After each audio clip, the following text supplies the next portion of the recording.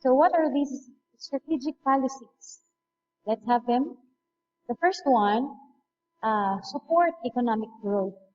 Economists attribute such growth to increase in productivity, which can include the absorption or more productive equipment, more skilled and productive workforce, and the creation of new knowledge. So to economists, this is the growth that we are pertaining with the use of these ICT policies. There is a growth, there is an absorption of or more productive equipment, more skilled and productive workforce, and the creation of new knowledge. What more? Corresponding education policies can connect the use of ICT to the development of of students' ICT skills, which can be applied in the workforce to develop their capacity to use technology to solve complex real-world problems that can contribute to productivity and to their development of new kinds of 21st century and lifelong learning skills, which support knowledge creation, innovation, and entrepreneurialism in a knowledge economy. So you might be familiar, or you might have heard of the digital economy nowadays.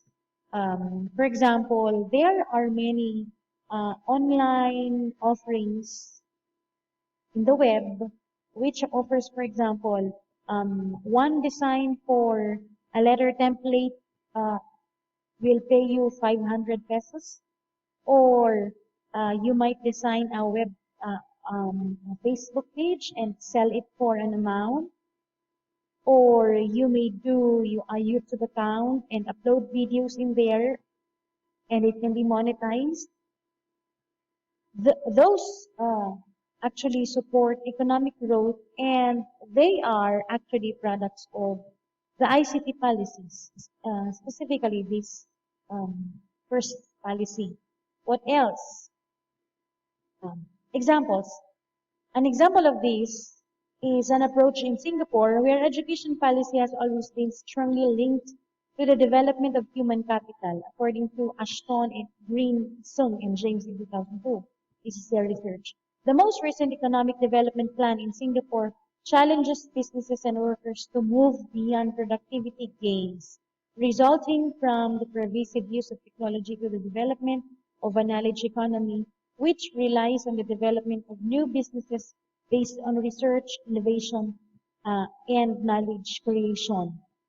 In coordination with this economic plan, the Education Ministry in Singapore instituted a number of reforms under their theme or their motto, learning to think, thinking to learn, towards thinking schools, learning nation, where an example of their program is for the developed companies, for example, to fund researches with technology that may support economic growth. The country's second ICT master plan launched in 2002 and updated in 2006, according to the Ministry of Education in Singapore, integrates ICT with changes in curriculum, assessment, instruction, professional development, and school culture to provide students with and prepare them to participate in country's knowledge economy. That is why also we are having this, because part of, I think, the ASEAN integration is the uniformity of the provisions, including ICT policies, so that when the ASEAN integration is or has already materialized, we can work with no visa. For example, we can go to the ASEAN member countries and work there without visa. Now, if this is their ICT policy, this must also be our ICT policy so that we are ready. Tatalastas lang yun. Next, ano pa? Another example. Another example of economic-based education ICT policy is that of Jordan. You see, faced with persistently high unemployment and poverty, the government of Jordan created a program of economic and social transformation in 2001 to develop high value-added sectors and to establish a knowledge economy. The top priority in this program has been the development of the nation's human resource. Ano ang ginawa nila? The educational reform for the knowledge economy or yung tinatawag nilang Earthcare in Jordan was a program launched in 2003 in support of these human development priorities.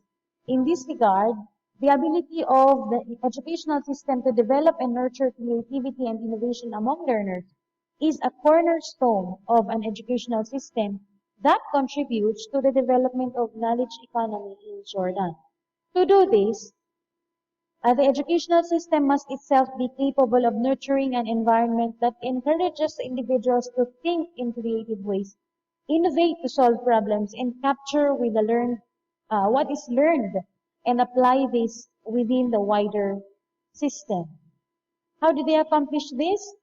The Jordanian education policy commits the ministry to reform curriculum so as to balance traditional subject matter with learning process outcomes that make effective use of ICT and engender knowledge creation and management. So they did not go away with the traditional subject matter, but they coupled it with the development of ICT that may improve the creation of knowledge and the management of it.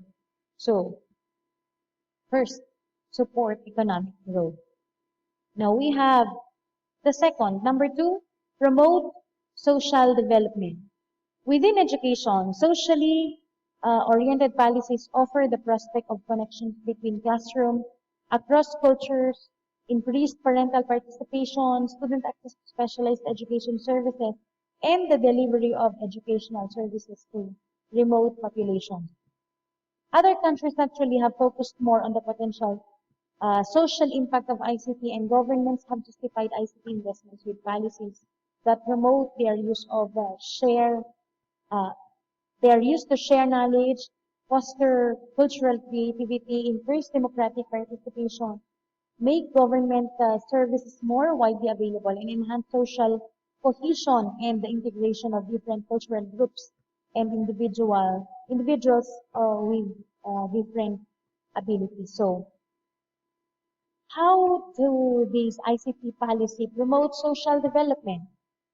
Maybe you will be uh, able to understand this with these examples. The education policy of the European Commission is an example. The Commission's policy of information society for all, take note of it. They have a policy of information society for all. They emphasize the need to bring every business, school, home, and citizen into the digital age. One goal of the policy is to promote digital literacy that would provide students with new skills and knowledge that will need for personal and professional development and for active participation in an information-driven society. So I think this is likened to the development of the Philippines ID system. Di ba meron tayong, you have heard the Philippines is developing a unified ID. Sabi nga ni Senate President Tito Soto, um, if you want a national ID, then you are a citizen of the Philippines. You do not want, then you are not a citizen of the Philippines. Simple as that. That is one development they are pursuing for them to uh, in accordance to promote social development. What else? Another example. Uh-oh. Another example is the Finland. The Finnish Information Society program envisions a society in which knowledge and expertise form part of the culture and also the key factor in production. The country's education policy is coordinated with this vision. As part of this, the Information Society program, the Ministry of Education in Finland developed the Information Strategy for Research and Education. The goals of this policy emphasize the need to develop information society skills among all students, the building of open education and research networks, and the development of educational information products services. So like into the Philippines, I think are um, all countries are equipping their students with ICT knowledge like this, and this is part of cascading the ICT policy. Because of this policy, promote social development. If you want to develop society, then develop students who are ready for the future. If they are already working, then they are ICT equipped, then the society is ICT equipped. Next, we have the third policy is advanced education reform. Any major change in education system is called reform. But the term here is referred to as curriculum revision since we are talking about education reform. The kinds of education reforms that have been associated with the introduction of ICT include curriculum reforms that emphasize high levels of understanding of key concepts within subject areas and the ability to apply these concepts to solve complex real-world problems. Other curriculum reforms emphasize what are sometimes called 21st century skills, qualities that prepare students for knowledge economy, such as creativity, information management, communication, collaboration, and the ability to direct one's own work and learning. Maybe you're not, again, due to the offers of the online world, there are so many tempting offer of the online world for you to develop financially, for you to develop technologically, and they are all products of education reform. Uh, the, more or most of those people offering online opportunities are products of countries which has succeeded in reforming their education with the use of this ICT policy. Let's move on. An example to this example, the Australian schools and teachers are integrating ICT to support experiential, constructivist learning in schools and across learning sites, engage students in personalized, collaborative, connected, and interactive learning, and broaden and use new pedagogies and assessment approaches. That's according to the Ministerial Council on Education. That is Australia. Ano? I think we have here under example, South African education. Their ICT policy in their ICT policy document, it states that learning through the use of ICT is arguably one of the most powerful means of supporting learners to achieve the nationally stated curriculum goals.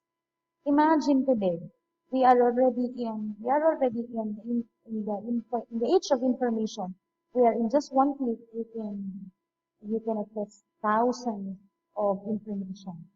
Google one word and it will give you 1,000 results. You can see that in the results area, showing you one of 1,000 results or one of 8,000 results. So for them in Africa, the use of ICT for learning encourages learner-centered learning, active, exploratory, and inquiry-based learning, collaborative work among learners and teachers, and creativity, analytical thinking, critical thinking, and informed decision making. The fourth one, support education management. We know that some countries advocate the use of ICT to improve management efficiencies or accountability of schools or the education system more generally. So the use of ICT, uh, I think we all know this one. ICT policies support education management. Example, the current educational ICT policy of the United States emphasizes the use of technology to efficiently deliver online content and assessments and to provide principals, teachers, and parents with student performance and attendance data that can be used to personalize instruction, support decision making and the allocation of resources, and promote accountability.